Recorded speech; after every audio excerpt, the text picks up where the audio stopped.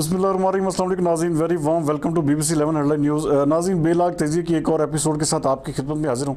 नाज़रीन, मेरे साथ मौजूद हैं सीनियर तजियाकार और बहुत ही नामवर जर्नलिस्ट तनवीर बेताब साहब। आपको वेलकम करूँगा। कैसे हैं आप? ठीक ठाक? बहुत शुक्रिया जनाब, बहुत शुक्रिया। तनवीर बेताब साहब, सबसे पहले तो मैं आगाज़ करूँगा, बड़ा ही हॉट इस वक्त इशू चल रहा है उज़्मा खान केस के हवाले से, और पूरे पाकिस्तान में जैसे इसके अलावा शायद अब कोई काम ही नहीं है, और जो सोशल मीडिया पे जो वायरल हो रही हैं चीज़ें, और ख़ास तौर पे नाज़रीन समझा जा रहा है कि शायद मलिक रियाज जो है वो कोई मुकद्दस गाय है, उसको डिस्कस नहीं किया जा सकता, लेकिन हम इसको डिस्कस ज़रूर करेंगे और चाहेंगे कि आप इस तनवीर बेताब साहब इस चीज़ के ऊपर रोशनी डालें।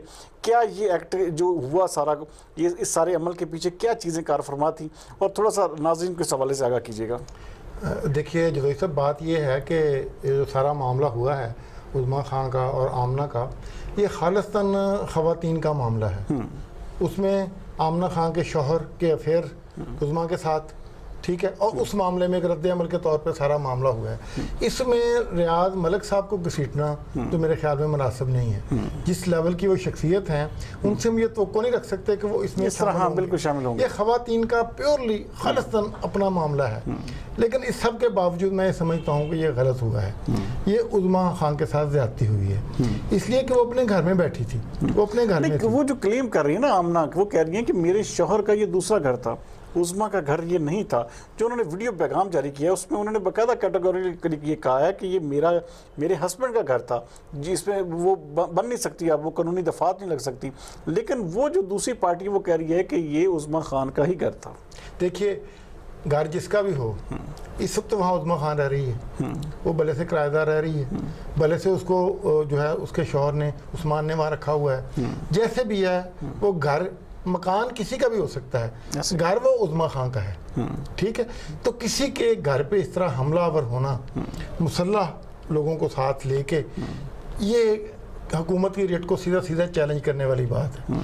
ऐसी बातों को हम पहले भी अपने प्रोग्राम में कंडेम करते रहे हैं और आज भी कंडेम ही करेंगे कि ये बिल्कुल आमना का ये जो सारा एक्ट है, ये बिल्कुल स्टेट की रिट को सीधा सीधा उसने चैलेंज किया है। और इसमें जो एक बदतरीन पहलू वो ये है कि हमारे मुल्क के सबसे मोतबर अदारे, नंबर 1 दुनिया की जो हमारी एजेंसी है ISI, उसका नाम भी इस्तेमाल किया गया। ये कहा गया कि मैं तुम्हें ISI सर्टिफा दूंगी। भाई, ISI हमारा एक कौमी अदारा है, उसका काम बंदे उठाना नहीं है, वो कोई पुलिस नहीं है, वो कोई प्राइवेट कोई गुंडा अदारा नहीं है, वो हमारा सबसे मोतबर अदारा है दुनिया में। उसका एक नेक नामी है, बहुत बड़ा नाम है, वो इस तरह लोगों के कहने पे बंदे नहीं उठाते हैं। तो ये बिल्कुल गलत नाम बिल्कुल गलत इस्तेमाल किया गया है। और इस बात का मैं समझता हूँ कि नोटिस लिया जाना चाहिए कि उसने, आमना ने ISI का नाम क्यों इस्तेमाल किया, बतौर धमकी क्यों इस्तेमाल किया। उसके पास कौन सी अथॉरिटी है आमना के पास कि वो ISI को कहेगी और बंदा उठा लिया जाएगा। तो ये बात तो जैसे कहते हैं वो औरतों, जैसे कहते हैं ना, औरतों में अकल जो है, तो वो जिससे कि वही उसने बात की कि उसको जो है एक इतने बड़े इदारे को जो है खाम में बीच में इन्वॉल्व कर लिया। असल चीज़ जो हक़ाइक़, असल जो चीज़ें हैं, अब वो क्लेम ये कर रहे हैं कि जी उनके ऊपर जो है जी मिट्टी का तेल डाल के आग लगाने को कोशिश की गई। लेकिन जो आमना उस्मान है वो बयान दे रही है कि वो एक शराब थी, वो जो वो यूज़ कर रहे थे, मैंने उसी को उनके ऊपर अंडेला।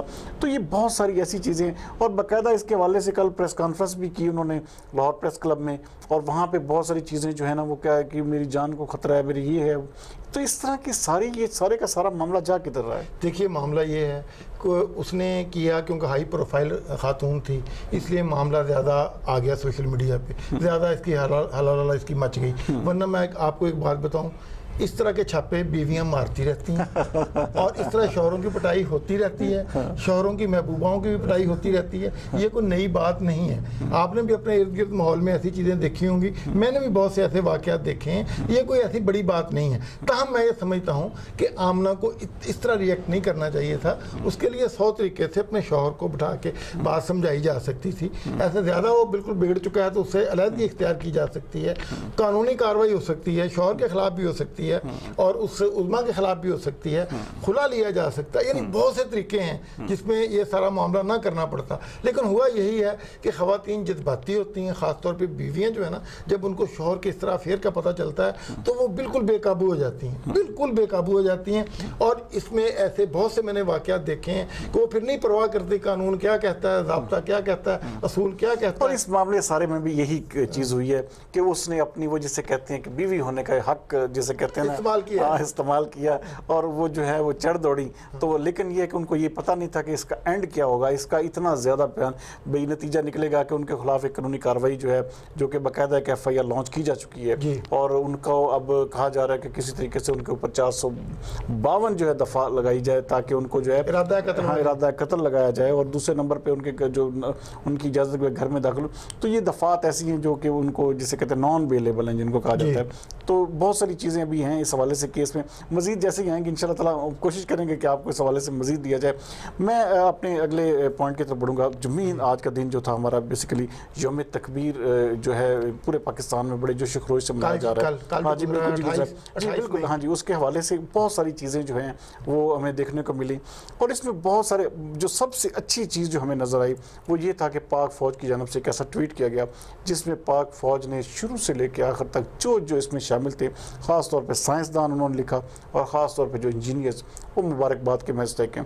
تو یہ میرے خیال میں پاک فوج کی طرف سے ایک بہت ہی اچھے جذبے کا اظہار کیا گیا کہ جس نے بھی اس میں حصہ ڈالا اس کو کیا کہیں گے اس حوالے سے. دیکھیے جی, اگر اس کی ہم تاریخ دیکھیں ایٹم بم کی, تو ایٹمی پروگرام جو تھا یہ 1974 میں اس وقت فیصلہ کیا گیا جب انڈیا نے 5 ایٹمی دھماکے کر کے تو اپنے آپ کو ایٹمی ممالک کی صف میں شامل کیا. اچھا, اس وقت خطے میں طاقت کا توازن بگڑ گیا. انڈیا اس وقت رشیا کی گود میں بیٹھا تھا اور دوسرے بلاک میں پاکستان امریکہ کے بلاک میں تھا. تو اس وقت یہ اس توازن کو برقرار کرنا بہت ضروری تھا, برقرار رکھنا بہت ضروری تھا. تو اس وقت کی جو ہمارے لوگ تھے, فوج تھی, سول حکومت تھی, سب نے مل کے ایک فیصلہ کیا کہ ملک میں ایٹمی پروگرام شروع کیا جائے. اس کے لیے پھر ڈاکٹر عبدالقدیر خان کو رابطہ کیا گیا, ان کو بلایا گیا, بات کی گئی. اس میں کوئی شک نہیں کہ اس کا جو رسمی منظوری تھی وہ جناب ذوالفقار علی بھٹو نے دی تھی. اس وقت وہ وزیر اعظم تھے, انہوں نے اس کی رسمی منظوری دی تھی, انہوں نے اس پروگرام کا آغاز کیا تھا. اس کا سہرا بہرحال ان کے سر جاتا ہے. لیکن اس کے بعد کیا ہوا, ابھی جسٹ 2-3 سال گزرے تھے. 74 میں پروگرام 75 میں شروع ہو رہا ہے, 77 میں 2 سال بعد پیپل پارٹی کی حکومت چلی گئی, ذوالفقار علی بھٹو کی حکومت چلی گئی, فوجی حکومت آ گئی. اچھا, اب اگر یہ صرف بھٹو کا پروگرام ہوتا تو وہاں ختم ہو جاتا, لیکن یہ پورا قومی پروگرام تھا. اس میں سارے اسٹیک ہولڈر شامل تھے, اس میں ہماری فوج کی محبتیں بھی شامل تھیں. تو یہ پروگرام چلتا رہا اور بالآخر 1984 تک ایٹم بم بن چکا تھا. پھر وہ مشہور زمانہ جو ہے وہ کرکٹ ڈپلومیسی آپ کو یاد ہوگی کہ انڈین فوجیں ہمارے بارڈر پہ آ گئی تھیں, حملہ کرنے کو تیار تھیں. تو ہمارے صدر مملکت جنرل محمد ضیاء الحق کرکٹ میچ دیکھنے کے بہانے لیا گئے اور راجیو گاندھی کے کان میں یہ بات بتا دی کہ ہمارے پاس لڑنے کا کوئی آپشن نہیں ہے, ہم آپ سے جیت نہیں سکتے, لیکن ہمارے پاس ایٹم بم ہے, اور اگر آپ لوگوں نے اپنی فوجیں واپس نہ لیں تو پاکستان میں جہاز سے اتر کر جو پہلا لفظ میرے منہ سے نکلے گا وہ ہوگا فائر, اور ایٹم بم ہم فائر کر دیں گے. تو یہ جو تھا اس کی وجہ سے ان کو اپنی فوجیں واپس بلانا پڑی. یہ بڑا مشہور واقعہ پوری دنیا میں مشہور ہے کرکٹ ڈپلومیسی کے طور پہ. اچھا, اس کے بعد ایک چیز آ جاتی ہے جی دوئی صاحب, جب انڈیا نے 1998 میں 5 دھماکے کیے دوبارہ پھر. اچھا, اب پھر ہمارے لیے مسئلہ بن گیا. اس وقت ہمارا بم تیار تھا. اچھا, اس وقت وزیر اعظم تھے میاں محمد نواز شریف. اس میں کوئی شک نہیں کہ رسمی دھماکے کی اجازت انہوں نے دی, یہ اس میں کوئی شک والی بات نہیں, یہ سعادت ان کے حصے میں آئی ہے. لیکن اس کا اعلان بھی انہوں نے کیا, بعد میں نشری تقریر میں اعلان بھی بم دھماکے کرنے کا انہوں نے کیا. لیکن یہ کہنا کہ یہ فیصلہ پیور ان کا تھا, نہیں, ایسی بات نہیں. اس میں سارے سٹیک ہولڈرز شامل تھے, فوج بھی شامل تھی, باقی سارے بیوروکریٹ بھی شامل تھے, آپ کی وزارت خارجہ بھی شامل تھی, تمام سٹیک ہولڈر شامل تھے. یہ قوم کا اجتماعی فیصلہ تھا کہ ہم نے دھماکے کرنے ہیں. تو یہ دھماکے کیے گئے اور پاکستان ایٹمی قوت بن کے دنیا کے سامنے آ گیا اور پھر بعد میں اسی دن کا نام یوم تکبیر رکھا گیا جو منایا گیا.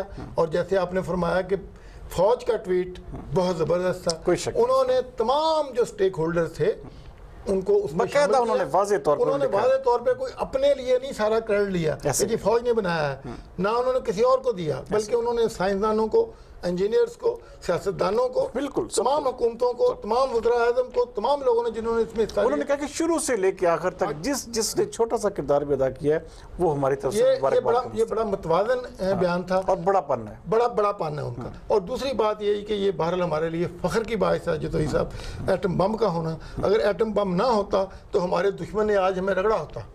تو یہ ایٹم بم ہی ہے جس کی وجہ سے ہم آج محفوظ ہیں, ہماری قوم محفوظ ہے, ہمارا ملک محفوظ ہے, ہم سلامتی کے ماحول میں جی رہے ہیں. تو یہ ایٹم بم جو ہے یہ ہماری سلامتی کی ضمانت ہے. تو جن لوگوں نے یہ بنایا ہے ہم تو ان کے لیے ان کو آج بھی سلوٹ کرتے ہیں, خراج تحسین پیش کرتے ہیں کہ انہوں نے ملک کی بہت بڑی خدمت کی. میں پروگرام کے آخر میں بالکل میں آپ سے جاننا چاہوں گا کہ کووڈ-19 آپ کو پتہ ہے کہ جس طرح کی پوری دنیا میں اس وقت پھیلا ہوا, لیکن پاکستان میں آہستہ آہستہ کاروباری جو سرگرمیاں کھل رہی ہیں, پاکستان میں بہت ساری چیزوں کے ساتھ ساتھ ٹرانسپورٹ بھی کھل چکی ہے, اور باقاعدہ کل جو پنجاب کی حکومت کی جو ایک میٹنگ ہوئی اس میں ریسٹورنٹس بھی کھولنے کا فیصلہ کیا جا چکا ہے. تو کیا کہیں گے سارے سینیریو میں کہ کیا ہم صحیح سمت میں جا رہے ہیں؟ اور ہاں ایک جو خاص چیز میں آپ کو بتانا چاہوں گا کہ پاکستان کو ٹاپ 20 ممالک میں شامل کر لیا گیا جو کہ کرونا وائرس سے جنگ جیت چکے ہیں.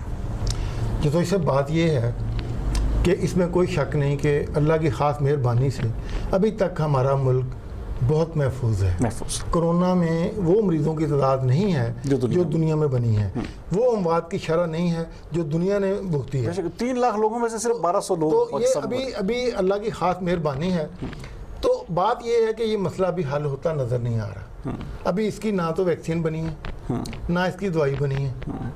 اچھا, اس کا یہ حل بھی کوئی نہیں ہے کہ اس کو آپ لاک ڈاؤن لگائے رکھیں. لاک ڈاؤن بھی اس کا کوئی حل نہیں ہے. یہ اب دنیا نے بھی مان لیا ہے, اور ہمارے وزیر اعظم پہلے دن سے کہہ رہے ہیں کہ لاک ڈاؤن مسئلے کا حل نہیں ہے. اب پوری دنیا نے بھی اس مسئلے کو مان لیا ہے. اچھا, اس کا صرف ایک ہی حل ہے, وہ حل ہے خود لوگوں کا احتیاط کرنا. بے شک میں انتہائی افسوس کے ساتھ کہوں گا کہ جو پچھلا ہفتہ میں نے آبزرو کیا ہے, لوگوں کو دیکھا ہے عید کے دنوں میں عید کے دنوں میں, عید سے چند دن پہلے, عید کے دنوں میں, عید کی چھٹیوں میں لوگوں نے کوئی ایس او پی کا خیال نہیں رکھا, کوئی سوشل ڈسٹینس نہیں رکھا, کوئی لوگوں نے ماسک نہیں پہنا, کوئی لوگوں نے سینیٹائزر یوز نہیں کیے, کوئی ہاتھ صاف نہیں کیے, کچھ نہیں کیا. تو یہ بہت ہی افسوسناک بات ہے. ان چیزوں کو کنٹرول کرنے کی ضرورت ہے. اس کو اگر آپ کہیں نا کہ حکومت ڈنڈے سے کنٹرول کر سکتی ہے تو یہ نہیں ہوگا. حکومت 10 دن کے لیے, 15 دن کے لیے, مہینے کے لیے تو کنٹرول کر سکتی ہے.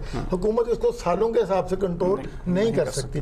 اس کے لیے ہمارے اندر خود ہم لوگوں کو, ہم بطور قوم ہمیں اس ذمہ داری کو لینا ہوگا. اور اس میں یہ چاہوں گا, ایک تو کردار میڈیا کا ہے, انہیں یہ کردار ادا کرنا چاہیے. ہمارے ممبر کا ہے, انہیں یہ کردار ادا کرنا چاہیے. ہماری جو ٹائیگر فورس بنی ہے اداکاروں کی, ان کا یہ فرض ہے کہ وہ لوگوں کو موٹیویٹ کریں, لوگوں کو یہ بات سمجھائیں, لوگوں کو یہ بات بتائیں.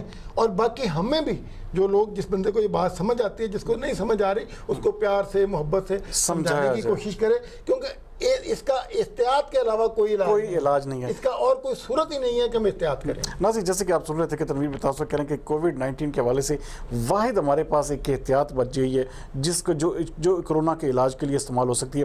اس کے علاوہ ابھی تک کوئی ایسی ویکسین, کوئی ایسی دوائی جو ہے وہ ابھی تک معرض وجود میں نہیں آئی, اور کوئی ایسی چیز نہیں ہے جس سے ہم بچ سکیں.